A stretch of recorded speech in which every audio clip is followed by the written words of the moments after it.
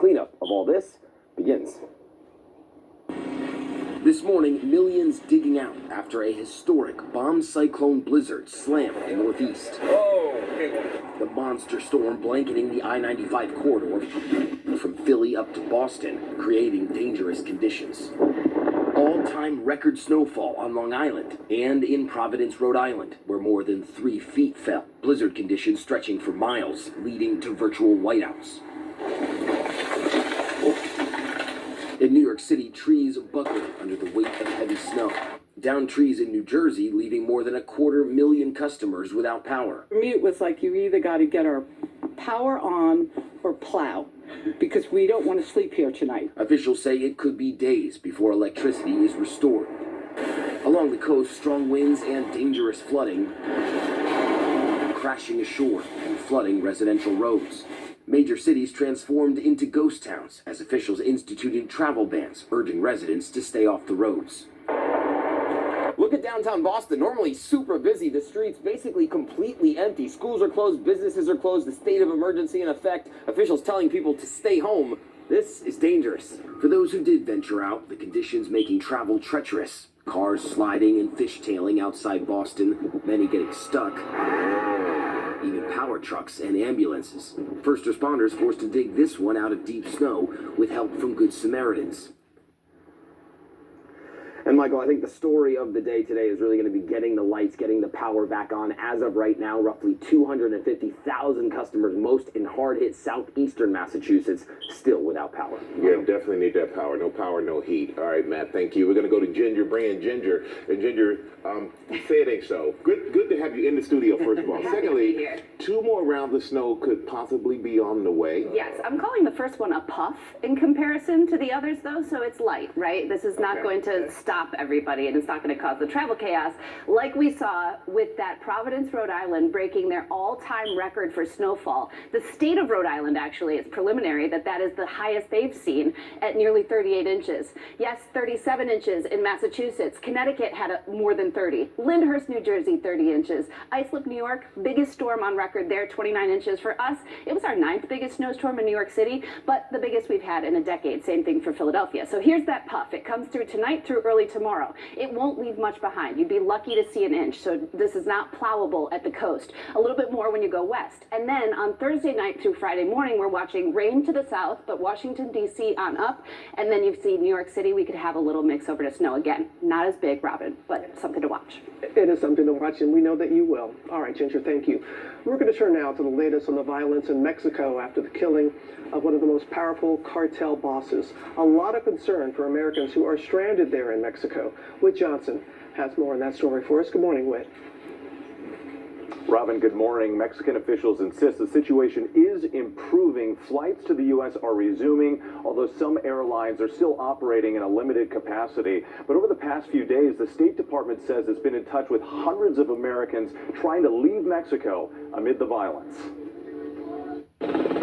This morning, millions on edge across Mexico after a military operation killed one of the country's most notorious cartel bosses. Criminal groups responding with mass vandalism and violence. The State Department urging U.S. citizens across several Mexican states to continue sheltering in place this morning from Tijuana to Puerto Vallarta. Officials say Sunday's military raid killed more than 30 cartel members, including the head of the Jalisco New Generation cartel, Nemesio Oseguera Cervantes, known as El Mencho. Video verified by ABC News showing parts of that operation, followed by a barrage of gunfire and blasts. Tourists say the violence erupted Sunday morning without warning. Their goal was clearly to block all main roads in Puerto Vallarta, and clearly it wasn't to kill people because they easily could have killed all of us. Yoni Pizer says he was vacationing with his husband and friends in Puerto Vallarta when their car was attacked by an armed man. And he got to the car, pointed at my head, and through the window said, "Get out of the car." And all of us exited the vehicle. And at that point, he got in the car and drove it just a few yards into the intersection, and then threw an incendiary device in it, which exploded, and the car was quickly engulfed in flames.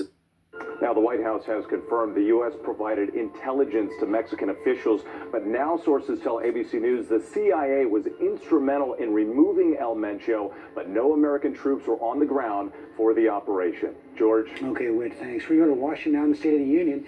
Facing his lowest poll numbers yet, President Trump set to address the nation ahead of challenging midterms and a possible war with Iran. Senior political correspondent Rachel Scott is at the White House. Good morning, Rachel.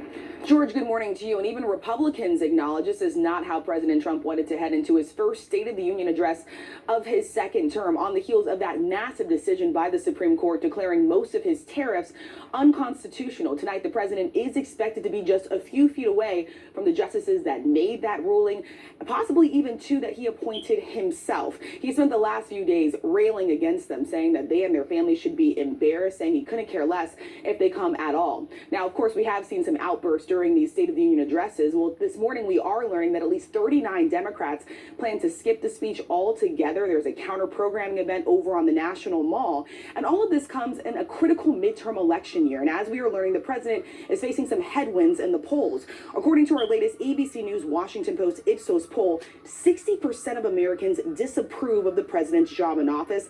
The majority of Americans also disapprove of the president's handling on key issues ranging from inflation, tariffs, immigration, and the economy. Tonight's speech also coming with the backdrop of a partial government shutdown, with Democrats and Republicans still at odds over funding for DHS. And one of the biggest questions tonight, will the president outline for the American people, for Congress, why he's possibly considering a military strike in Iran, George? Has not been done yet. Okay, Rachel, thanks very much. And all of you at home can watch the State of the Union tonight at 9 Eastern here on ABC. Michael? All right, George, for more on those plans for possible military action in Iran, let's go to our chief foreign correspondent, Ian Pano, who is in the region for us. Good morning, Ian. Yeah, good morning, Mike. I think that's right. With growing fears of a war with Iran and this massive military build-up, I mean, there really are growing questions and concerns about what the president wants from Iran and what a potential U.S. military strike could actually achieve. As tensions rise between the US and Iran, the White House denying reports that Chairman of the Joint Chiefs Dan Kane is advising the president against striking the Iranian regime. On social media, President Trump calling the reports 100% incorrect, saying General Kane, like all of us, would like not to see war, but if a decision is made on going against Iran at a military level, it's his opinion that it'll be something easily won. Defense Secretary Pete Hegseth insisting the military's standing by. Everything is on the table. It's the president's decision. We're here to help ensure that a deal is made.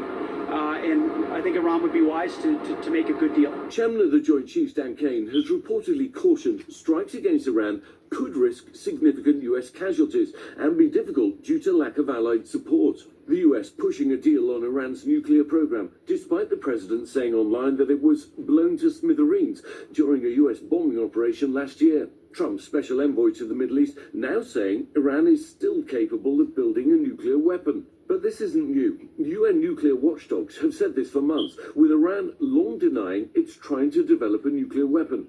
The White House has offered other reasons for a potential attack too. They better negotiate a fair deal. You know, the people of Iran are a lot different than the leaders of Iran. Trump initially threatening Iran over violence against protesters, claiming he prevented mass executions. Demonstrations against the regime led to a violent crackdown last month, with thousands of Iranians killed.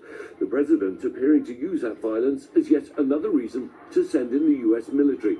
And Trump also repeatedly supporting the idea of regime change, saying it seems like that would be the best thing that could happen. Well, as this military build-up continues, we are expecting more talks later this week, but with a clear threat from the US that if Iran doesn't make significant concessions, then it could face military strikes. But for now, no clear goals or even exit strategy. Robin? That's where it stands for now. Ian, our thanks to you. Back home now to the massive impact on travel from the storm. Transportation correspondent Gio Benitez is at Newark Airport for us. Good morning to you, Gio. Hey, Robin, good morning. Yeah, we told you here that it was going to take a few days to get things back on track. That's exactly what we're seeing playing out. Take a look at the numbers here because just over 2,000 flights have been canceled this morning to give airlines and airports time to clean up after that blizzard. In fact, half of all flights departing from the 3 New York area airports, they're canceled right now. Boston's seeing a similar situation too. Now, the biggest issue is that the blizzard kept planes out of place, and now they need to get to where they're supposed to be to get those flights moving again. Remember, more than 11,000 flights were canceled over the past few days.